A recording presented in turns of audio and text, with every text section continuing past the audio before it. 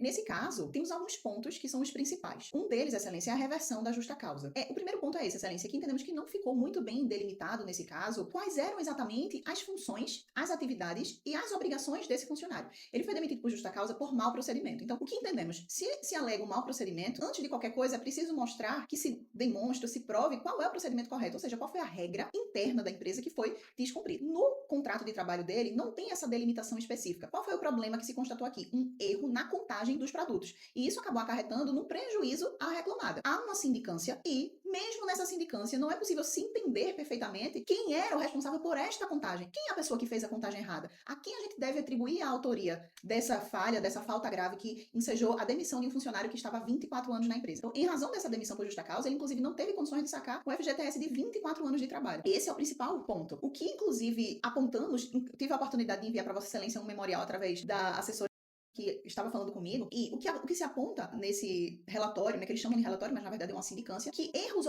operacionais foram cometidos por eles são os responsáveis por esses erros operacionais. A bem, na verdade, se abrimos esse relatório, é um pouco confuso. Eu vou ser honesta com Vossa Excelência, esse processo não é um processo que eu acompanhei desde o começo. Foi uma parceria que fizemos com outra advogada para atuarmos exclusivamente na parte do recurso ordinário. E até mesmo para mim ficou confuso entender qual era a função de cada um dos gerentes. Tem diversos gerentes envolvidos, encarregados, e não há delimitação. Ok, mas o reclamante especificamente, qual era a atribuição dele? O que foi que ele errou? Por que ele especificamente foi demitido por justa causa? Inclusive levantamos o fato de que nessa sindicância não se demonstrou que foi dado contraditório para o reclamante para que ele pudesse impugnar. Sequer essas mesmas testemunhas, excelência, essas pessoas que falaram na sindicância foram ouvidas em juízo, a reclamada não produziu nenhuma prova testemunhal, para que essas pessoas elas pudessem dar o seu depoimento de forma compromissada com a verdade. Ali estava apenas um procedimento interno que sequer sabemos qual é a regularidade dele. Nosso principal argumento é esse. Claro, nas nossas provas testemunhais, o reclamante produziu e ficou dito pelas testemunhas que a contagem desses produtos que foram contados de forma errônea é do encarregado e não do gerente de departamento. Com base nisso é que pedimos a reversão da justa causa e, obviamente, todas as verbas que dali decorrem. O segundo ponto principal